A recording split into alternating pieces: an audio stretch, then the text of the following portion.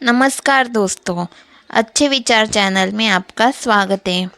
आज हम देखेंगे 5 कहानियाँ जो आपको अपने लक्ष्य तक ले जाने को मजबूर कर देगी। तो पहली है सफलता का रहस्य। अगर आप मजबूत बनना चाहते हो तो सबसे पहले अपनी कमज़ोरियों दूर करें। एक बार कमज़ोरियाँ दूर हो जाएगी तो फिर आप कुछ भी कर सकते हैं। एक बार एक व्यक्ति ने महान फिलोसोफर सुकरात से पूछा कि सफलता का क्या रहस्य है, what is the secret of success. सुकरात ने उस इंसान को कहा कि वह कल सुबह नदी के पास मिले, वहीं पर उसे अपने प्रश्न का जवाब मिलेगा। जब दूसरे दिन सुबह वह व्यक्ति नदी के पास मिला तो सुकरात ने उसकी नदी में उतरकर नदी गहराई की गहराई मापने के लिए कहा। वह व्यक्ति नदी में उतरकर आगे की तरफ जाने लगा। जैसे ही पानी उस व्यक्ति के नाक तक पहुंचा, पीछे से सुकरात ने आकर अचानक से उसका मुंह पानी में डुबा दिया। वह व्यक्ति बाहर निकलने के लिए झटपटाने लगा, कोशिश करने लगा, लेकिन सुकरात थोड़े ज़्यादा स्ट्रांग थे। सुकरात ने उसे काफ़ी देर तक पानी में डुबोए रखा। कुछ समय बाद सुकरात ने उसे छोड़ दिया और उस व्यक्ति ने जल्दी से अपना मुंह पानी से बाहर निकालकर जल्दी जल्दी सांस ली। सुकरात ने उस व्यक्ति से पूछा, जब तुम पानी में थे तो तुम क्या चाहते थे? व्यक्ति ने कहा, यही जल्दी से बाहर निकलकर सांस लेना चाहता था। सुकरात ने कहा, यही तुम्हारे प्रश्न का उत्तर है।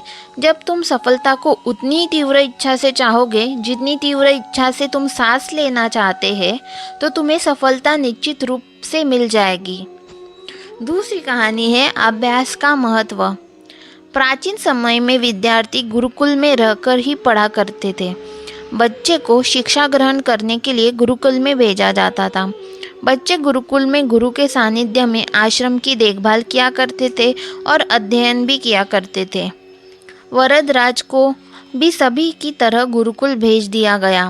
वह आश्रम में अपनी साथियों के साथ घुलने मिलने लगा, लेकिन वह पढ़ने में बहुत ही कमज़ोर था। गुरुजी की कोई भी बात उसके बहुत कम समझ में आती थी। इस कारण सभी के बीच वह उपहास का कारण बनता है। उसके सारे साथी अगली कक्षा में चले गए, लेकिन वो आगे नहीं बढ़ पाया। गुरुजी ने भी आखिर हार मानकर उसे बोला, बेटा वरदराज, मैंने सारे प्रयास करके देख लिए हैं।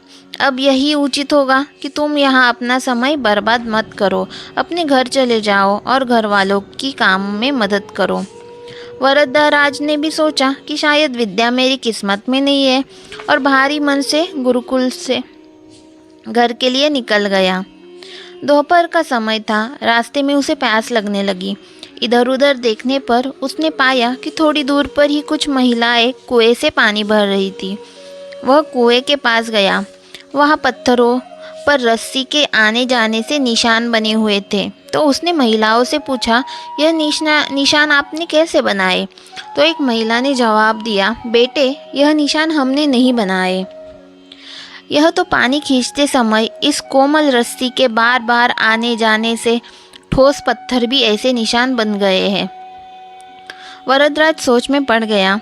उसने विचार किया कि जब एक कोमल से रस्सी के बार बार आने जाने से एक ठोस पत्थर पर गहरे निशान बन सकते हैं, तो निरंतर अभ्यास से मैं विद्या ग्रहण क्यों नहीं कर सकता। वरदराज ढेर सारे उत्साह के साथ वापस गुरुकुल आया और अथक कड़ी मेहनत की। गुरुजी ने भी खुश होकर भरपूर सहयोग किया। कुछ ही सालों बाद यही बालक वरदराज आगे चलकर संस्कृत व्याकरण का महान विद्वान बना।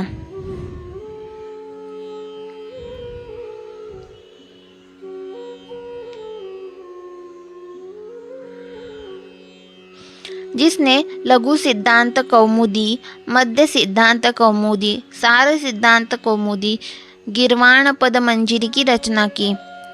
तो इस कहानी से हमें यही शिक्षा मिलती है दोस्तों, अभ्यास की शक्ति का तो कहना ही क्या है। यह आपके हर सपने को पूरा करेगी। अभ्यास बहुत ज़रूरी है, चाहे वो खेल में हो या पढ़ाई में या किसी और चीज़ में। बिना अभ्यास के आप सफल नहीं हो सकते हो। अगर आप बिना अभ्यास के केवल किस्मत के भरोसे बैठे रहोगे तो आखिर में आपको पछतावे के सिवा और कुछ हाथ नहीं लगेगा। इसलिए अभ्यास के साथ धैर्य, परिश्रम और लगन रखकर आप अपनी मंजिल को पाने के लिए जुट जाइए। तो तीसरी कहानी है अभिनव बिंद्रा की। जिद और जुनून ने दिलाया गोल्ड। ओलंपिक में भारत की गोल्ड मेडल मिलने से हर भारतवासी खुशी से झूम उठा। बिंद्रा की जिद और जुनून ने उन्हें इस मुकाम पर पहुंचाया है। बैंकॉक में हुए वर्ल्ड शूटिंग चैंपियनशिप में बिंद्रा की टीममेट रही इंटरनेशनल शूटर श्वेता चौधरी ने कहा कि बिंद्रा ने जो कहा वह कर दिखाया। श्वेता मामूली अंतर से ओलंपिक टीम में जगह बनाने में नाकाम रही। श्वेता ने बनाया कि बिंद्रा ओलंपिक गोल्ड के लिए पिछले 4 साल से अनवरत मेहनत कर रहे हैं। बिंद्रा ने जो कहा वह कर दिखाया। ऐसे बदली दुनिया। श्वेता बताती है कि एथेंस ओलंपिक के बाद अभिनव के व्यवहार में चेंज आया। एथेंस ओलंपिक में पदक हासिल न करने के बाद उन्होंने निश्चय कर लिया था कि वह अगला मौका नहीं गंवाएंगे। एक स्मरण सुनाते हुए श्वेता ने कहा कि बैंकॉक में वर्ल्ड चैंपियन के दौरान जब भारतीय टीम के अन्य शूटर शाम को शहर घूमने गए थे, बिंद्रा और मैं एक्सरसाइज कर रहे थे। शायद अभिनव को एथेंस ओलंपिक में पदक नहीं जीतने का सदमा ऐसा लगा कि उनके व्यवहार में काफ़ी परिवर्तन आ गया। उसके बाद से वह रिजर्व रहने लगे। इससे पहले वह साथियों के बीच आकर हंसी मजाक करते थे। इसके बाद वह लगातार विदेशों में जाकर प्रैक्टिस करते रहे। श्वेता ने बताया कि बिंद्रा ने स्वयं ही अपने लिए प्राइवेट कोच, पादकोलॉजिस्ट व फिजियो नियुक्त किया था। इसके बावजूद छोटी प्रतियोगिता में उनके मेडल न जीतने पर कई बार उनकी आलोचना भी हुई, परंतु उनको जानने वाले जानते थे कि अभिनव में वह क्षमता है जो वक्त आने पर बड़ी प्रतियोगिता में अवश्य दिखेगा। उनका टारगेट ओलंपिक ही था। तो चौथी कहानी है भारत रत्न प्राप्त डॉक्टर APJ अब्दुल कलाम। अब्दुल कलाम का जन्म 15 अक्टूबर 1931 को तमिलनाडु के एक गांव धनुषकोथड़ी में हुआ था। इनके पिता मछुआरों को किराए पर नाव देते थे। कलाम ने अपनी पढ़ाई के लिए धन की पूर्ति हेतु अखबार बेचने का कार्य भी किया। डॉक्टर कलाम ने जीवन में अनेक चुनौतियों का सामना किया। उनका जीवन सदा संघर्षशील रहने वाले एक ऐसे व्यक्ति की कहानी है जिसने कभी हार नहीं मानी तथा देश हित में अपना सर्वस्व न्यौछावर करते हुए सदा उत्कृष्टता के पथ पर चलते रहे। 71 वर्ष की आयु में भी वे अथक परिश्रम करते हुए भारत को सुपर पावर बनाने की ओर प्रयासरत थे। भारत रत्न डॉक्टर अब्दुल कलाम भारत के 11वें राष्ट्रपति बने। वे भारत रत्न से सम्मानित होने वाले तीसरे राष्ट्रपति हैं। भारत के मिसाइल कार्यक्रम के जनक डॉक्टर कलाम ने देश को अग्नि एवं पृथ्वी जैसी मिसाइलें देकर चीन एवं पाकिस्तान को इनकी रेंज में लाकर दुनिया को चौंका दिया। एक बार एयरफोर्स के पायलट के साक्षात्कार में 90वें नंबर पर आने के कारण उन्हें निराश होना पड़ा था। वे ऋषिकेश बाबा शिवानंद के पास चले गए एवं अपनी व्यथा उन्हें सुनाई। बाबा ने कहा, Accept your destiny and go ahead with your life. You are not destined to become an Air Force pilot. What you are destined to become is not revealed now, but it is predetermined. Forget this failure as it was essential to lead you to your existence. Become one with yourself, my son. Surrender yourself to the wish of God. बाबा शिवानंद का कहने का अर्थ यह था कि असफलता से निराश होने की आवश्यकता नहीं। यह सफलता आपकी दूसरी सफलताओं के द्वार खोल सकती है। तुम्हें जीवन में कहाँ पहुँचना है इसका पता नहीं। आप कर्म करो, ईश्वर पर भरोसा करो, विश्वास करो। You have to dream before your dreams can come true. Doctor Kalam का जीवन हर उस नवयुवक के लिए आदर्श प्रेरणा स्रोत है जो अपने जीवन में एक असफलता मिलने पर ही निराश हो जाते हैं। डॉक्टर कलाम ने अपने सारे जीवन में निस्वार्थ सेवा कार्य किया।